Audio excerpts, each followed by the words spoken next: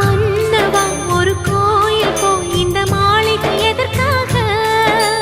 தேவியே என் ஜீவனே இந்த ஆலயம் உனக்காக.